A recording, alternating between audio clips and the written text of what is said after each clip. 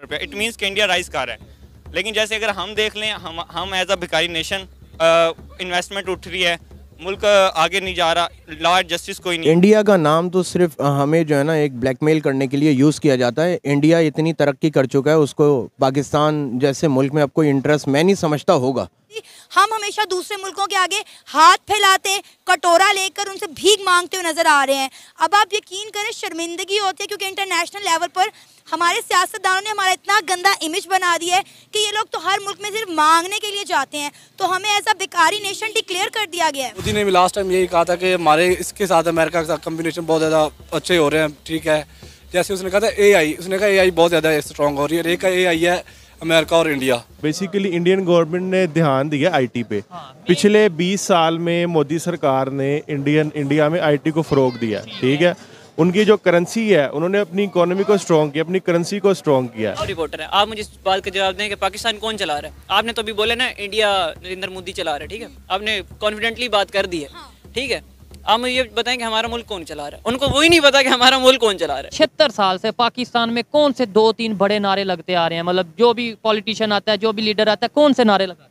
भाईजान 76 साल से एक ही नारा है, रोटी कपड़ा और मकान, और वो मिलता ही नहीं है। रोटी कपड़ा मकान, कश्मीर बनेगा पाकिस्तान। नमस्कार दोस्तों, भारत 2024 में दुनिया की सुपर पावर बनने के दौड़ में और कुछ कदम आगे निकलने वाला है। ये कई बड़े लोगों प्रिडिक्शन कर रहे हैं, कई एक्सपर्ट प्रिडिक्शन दे रहे हैं, और उसके बाद वो ये भी कहते हुए नजर आ रहे हैं कि पाकिस्तान और भी ज्यादा भीख मांगते हुए नजर आने वाला है, और भी ज्यादा मतलब कि लोन कर्जा ले सकता है पाकिस्तान। तो इसके ऊपर पाकिस्तानी, अब पढ़े लिखे पाकिस्तानी ये कहते हुए नजर आ रहे हैं, पढ़े लिखे जाहिल नहीं, तो सिर्फ पढ़े लिखे पाकिस्तानी कुछ वो कहते हुए नजर आ रहे हैं कि नहीं, कुछ भी कहो, हम पाकिस्तानी माने ना माने, पूरी दुनिया मान रही कि किस तरह से भारत सच में एक उभरती सुपर पावर बनने की दौड़ में बहुत आगे निकल चुका है, और पाकिस्तान उससे 50-100 साल पीछे चला गया है। तो पाकिस्तानी इस बारे में क्या कुछ कह रहे हैं, आइए सुनते हैं। आपको पता है कि कुछ लोगों ने प्रेडिक्ट किया है कि 2024 इंडिया के लिए बहुत ज़्यादा लकी होने वाला है। 2024 में जो है इंडिया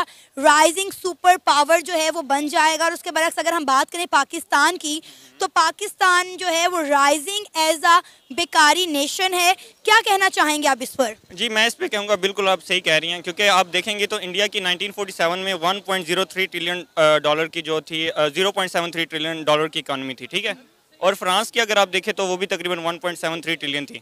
आज इंडिया की जो इकॉनमी है वो 3.3 ट्रिलियन डॉलर से क्रॉस कर गई है अकॉर्डिंग टू वर्ल्ड स्टैटिस्टिक्स। लेकिन अगर आप देखेंगे फ्रांस की, तो भी 1.03 ट्रिलियन डॉलर पे, इट मीन्स कि इंडिया राइज कर रहा है। लेकिन जैसे अगर हम देख लें, हम एज अ भिखारी नेशन, इन्वेस्टमेंट उठ रही है, मुल्क आगे नहीं जा रहा, लॉ एंड जस्टिस कोई नहीं है। जब हज़रत अली का फरमाना है कि जब तक वो कौमें कभी भी कामयाब नहीं हो सकती जिनका जो इंसाफ है वो ना हो, तो जब तक हम ऐसे मामलात में रहेंगे और हमारी डेमोक्रेटिक नहीं होगी और गवर्नमेंट्स आए रोज़ तब्दील होती जाएंगी, तो इससे मुझे नहीं लगता कि कभी पाकिस्तान आगे बढ़ पाएगा। आपको पता है कुछ दिन पहले वर्ल्ड बैंक ने भी एक बयान दिया, स्टेटमेंट दी। उन्होंने कहा कि पाकिस्तान का इकोनॉमिक मॉडल जो है वो काम नहीं कर रहा।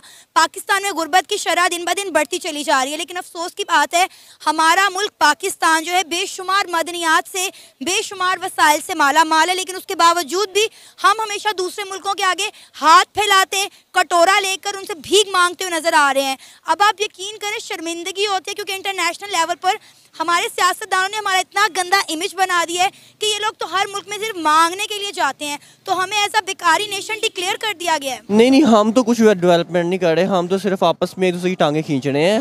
हमारे जो हुक्मरान, पाकिस्तान को जो हुक्मरान मिले हैं, कोई ऐसे हुक्मरान अभी तक पाकिस्तान को मिले ही नहीं कि जो पाकिस्तान के लिए सोचे हैं। वो सिर्फ अपनी ज़ात के लिए सोचते हैं। यहाँ पे वो ना यूथ के लिए सोचते हैं। अब आप इंडिया में इस टाइम देख लें, IT में वो कहाँ तरक्की कर चुके हैं। IT में इंडिया में नाम बना लिया, रेमिटेंस सबसे ज़्यादा इंडिया जनरेट कर रहा है इस वक्त। पाकिस्तान उसके मुकाबले में कुछ भी नहीं है। हमारी स्टडी का मेयार आप चेक कर लें और इंडिया में स्टडी देख लें, इंडिया की हेल्थ देख लें। हम यहाँ से ख्वाहिशमंद होते हैं ट्रांसप्लांट करवाने के लिए कि हम इंडिया जाएँ, वहाँ ट्रांसप्लांट करवा के लेके आएँ। जो मरीज़ होते हैं, मतलब उन्होंने अपनी कौम के लिए, नेशन के लिए काम किया है। बेशक वो उसको संभाल नहीं वैसे पाए, लेकिन जो उनकी गवर्नमेंट है उन्होंने अपनी नेशन के लिए काम किया है। अपनी नेशन के लिए काम किया, नो डाउट। आज जो भी एजुकेटेड होगा, जो भी खास तौर पे इंटरनेशनल लेवल पे चीज़ों को समझता होगा, इन्होंने बोला कि ये इंजीनियर हैं, इन्होंने भी बोला ये इस फील्ड से हैं, मतलब मुझे ये बताएं उनका एजुकेशन लेवल और हमारे एजुकेशन लेवल में कोई कंपेरिजन मतलब बनता भी है? नहीं, कंपेरिजन कुछ नहीं बनता हमारे उनके एजुकेशन लेवल के अंदर। वो बहुत उनका मॉडर्न एजुकेशन लेवल है और हम अभी भी वही पढ़ रहे हैं जो हमारे वालिद साहब ने पढ़ा था। उनके भी वालिद साहब ने पढ़ा था। यही हाल है कि जमहूरियत जब से स्टेबल होगी पाकिस्तान तरक्की करेगा। क्यों नहीं, क्यों ऐसा क्या है, पाकिस्तान के पास क्या कमी है? हर चीज़ है पाकिस्तान के पास, बस ये है कि जमहूरियत जो है वो स्टेबल नहीं है। अब आप ये देखें ना कि इंडिया की तरक्की का राज क्या है। एक तो चलो मानते हैं कि इंडिया में पॉलिटिकल स्टेबिलिटी है, इस वजह से उनका मुल्क जो है वो ग्रो कर रहा है, क्योंकि हर सियासतदान को पूरा टाइम मिलता है अपना टेन्योर पूरा करने का, तो कुछ ना कुछ करके जाता है। अब आप ये देखें कि जब से नरेंद्र मोदी की सरकार आई है, उन्होंने एक चेंज लाया, एक रूल सेट किया, made in India, make in India. तो मेरा ख्याल है मेक इन इंडिया ने जो है वो मेड इन इंडिया कर दिया है। अब आप देखें कि इंडिया के अंदर हर चीज़ जो है वो खुद बनती है, सुई से लेके जहाज़ तक, हर मिसाइल वो अपने मुल्क के अंदर बना रहे हैं। और इवन के उन्होंने अपनी इंपोर्ट पे ज़्यादा कम और एक्सपोर्ट पे जो है वो ज़्यादा ध्यान देना शुरू कर दिया है। अब आप देखें कि इसी तरह जो है मुल्क की मौशियत बढ़ती है। आप देखें वर्ल्ड बैंक कह रहा है कि पाकिस्तान का इकोनॉमिक मॉडल काम नहीं कर रहा, पाकिस्तान डिफ़ॉल्ट होने वाला है। कितने सालों से आप सुन रहे हैं कि पाकिस्तान डिफ़ॉल्ट हो रहा है। अब इंडिया की इकॉनमी देख लें, कोई ऐसा मुल्क जिसके साथ उनकी ना बनती हो, जिनके साथ वो ट्रेड ना कर रहे हो। एग्जैक्टली आप देखें इंडिया के जो आप अगर वर्ल्ड के बिलियनर्स का भी देखें तो इंडिया में तकरीबन कोई 167 बिलियनर्स हैं। लाइक टाटा कंपनीज है, अडानी ग्रुप है। तो उन्होंने एक पॉलिसी बनाई है, उन्होंने एक पॉलिसी होती है कि आपके जो मेन फैक्टर होता है ना, ये नहीं है कि इंडिया वाले करप्ट नहीं है, they are most corrupted nations, हमारे जैसे ही हैं। जो इंडियन गवर्नमेंट है ना, बेसिकली इंडियन गवर्नमेंट ने ध्यान दिया आईटी पे। पिछले 20 साल में मोदी सरकार ने इंडिया में आईटी को फ़रोग दिया, ठीक है। उनकी जो करेंसी है, उन्होंने अपनी इकोनॉमी को स्ट्रॉन्ग किया, अपनी करेंसी को स्ट्रॉन्ग किया, डिजिटलाइज कर दिया है। और उन्होंने अपनी जो उनकी जो करेंसी है, उन्होंने उसको हर एंगल से डिजिटलाइज कर दिया है। यहाँ पे एक तो ब्लैक मनी लोगों के पास बड़ी है, लोगों को पता ही नहीं है, मतलब कि वो गलत कामों में पैसा यहाँ पे इन्वेस्ट कर रहे हैं।